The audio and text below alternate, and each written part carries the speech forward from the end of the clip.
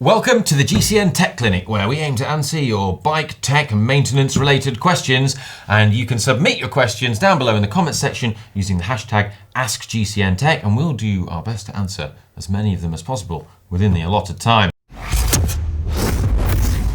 Alex, let's go. This week's first question. First one is from Donald. They say, hi there, Alex and Ollie. I'm currently looking to buy a new bike, but I'm stuck between two frame sizes of my chosen bike. Should I go for the smaller frame or the larger frame? I'm not into racing, but I like a good group ride and would like to be as comfortable as possible. So this is a fairly common problem. Yes. And we know from doing the Cello Italia ID matches that actually there is often no sort of right or wrong frame size. Often you can fall, but it's very common to fall between two sizes.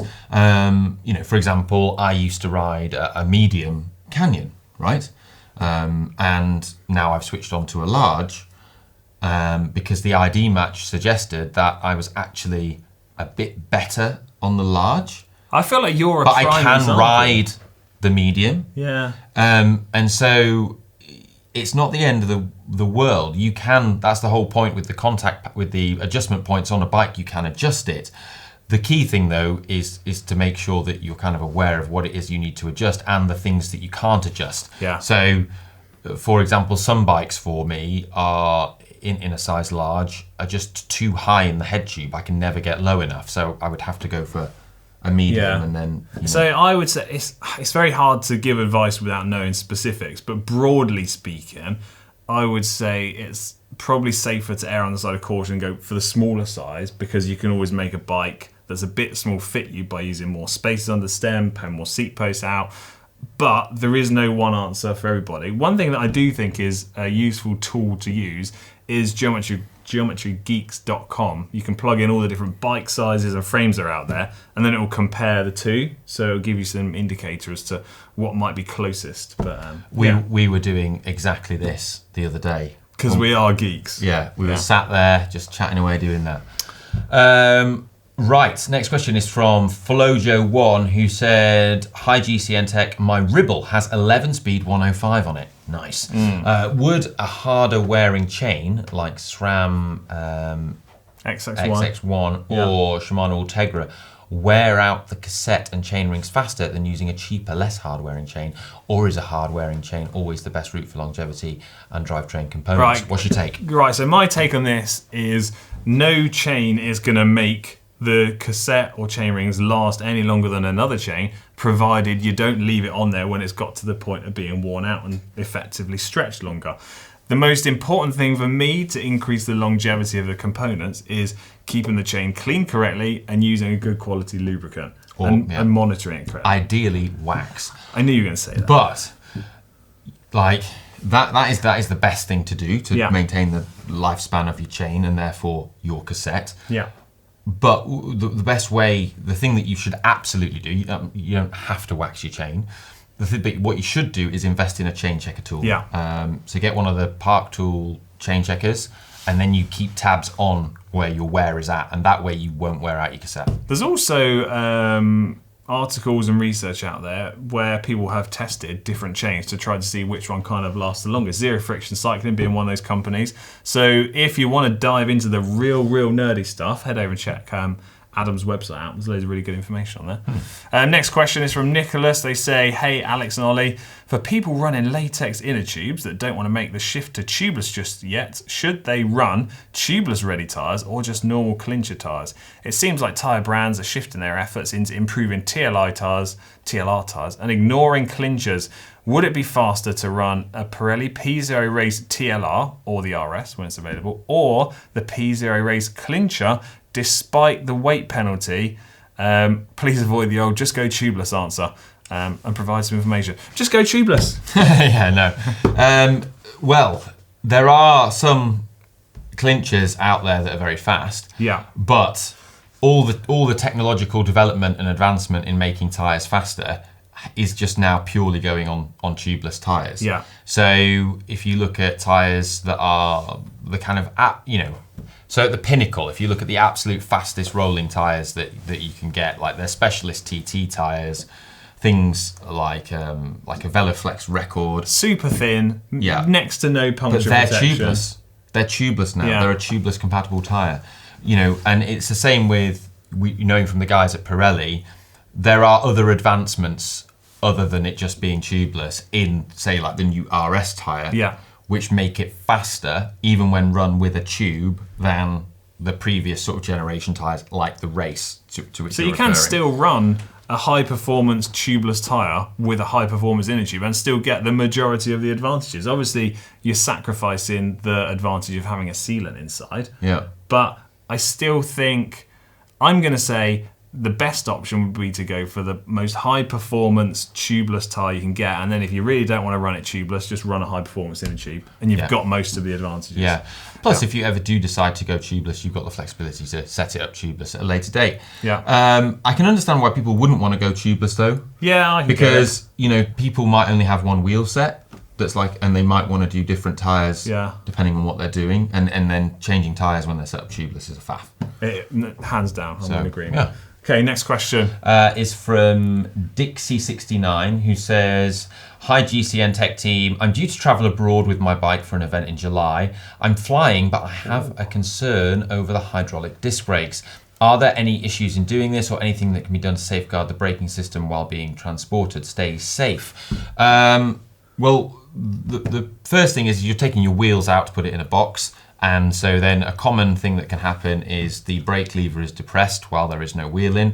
And you can put little brake chocks in to keep the pads spaced, 100%. but it's not essential. And if the brake lever does press and the brake pads close, which means you struggle to get your wheel in or it causes your rotor to rub, all you need to do is to take some kind of pad spacing tool out with you, or just some object that you can insert in between the pads to press them apart again, and then. But like you say, if you've used the little spacer or the chock to go in the caliper, you won't have to have that problem. The other thing that came to mind was a lot of bike boxes require you to take the handlebar off of the bike in some way, so I'd also be mindful of making sure not to damage the hydraulic hoses or bend them at too tight a radius that They kink. Yeah, they cause a kink. Yeah. So be mindful of those two things, really. Yeah, and just one thing, it's more of a thing that you would do in advance of that, but sometimes I've had experience of this in the past where a bike has been set up with an integrated handlebar and the hoses have been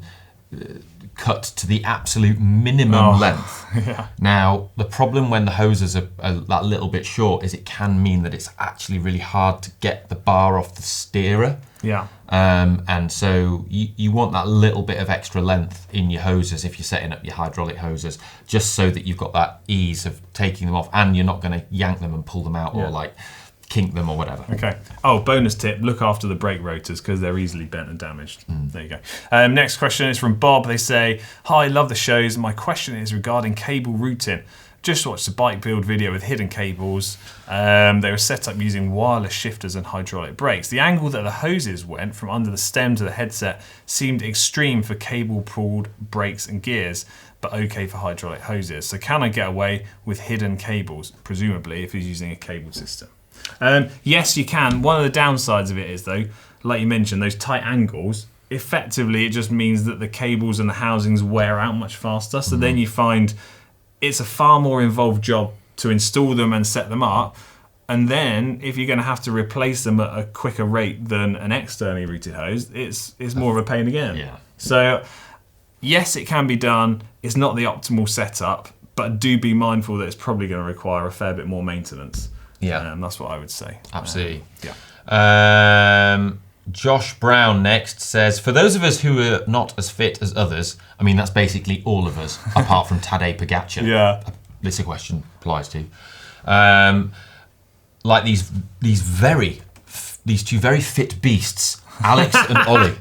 Must be somebody else called Alex and Ollie. Wow, never been called a fit beast before. Well, that's a first time for everyone. I'm thinking of having the lightest and probably more expensive bikes and components that are not that important.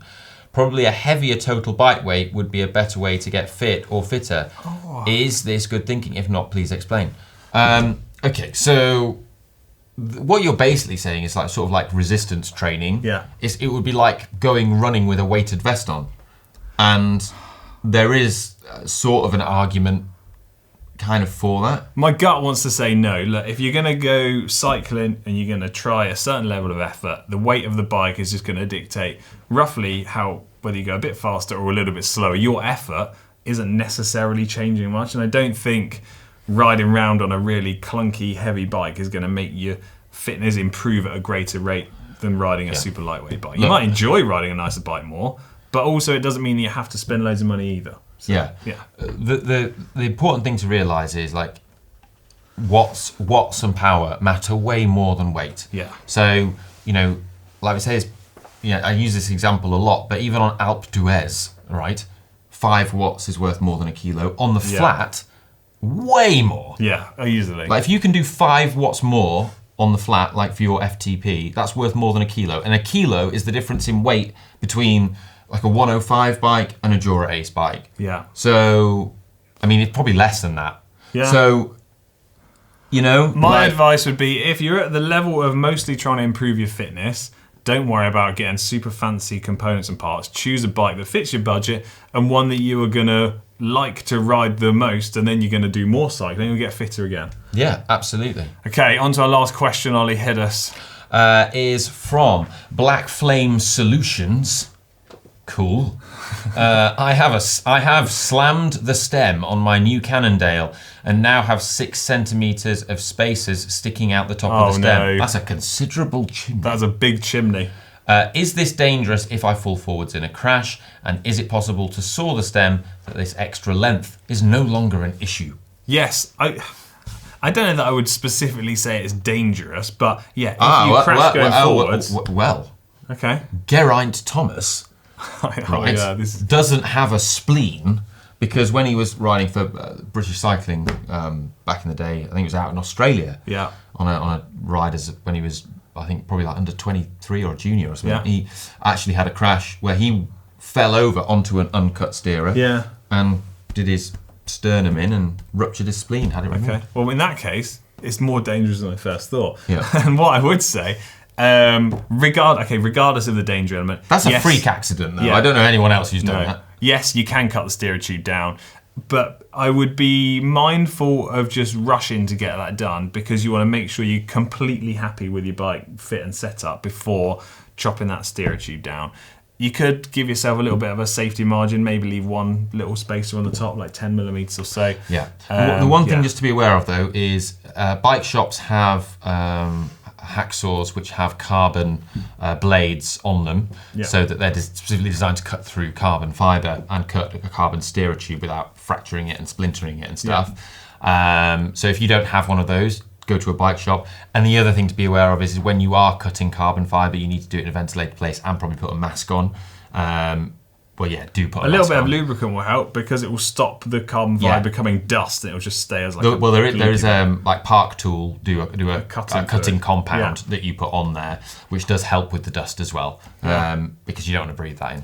There you go. That's it for this week's Tech Clinic. Say it every week. Sorry if we didn't get to your question. Be persistent. Put it in the comments section down below and we'll get to it in the coming weeks. Love you. Bye. See ya.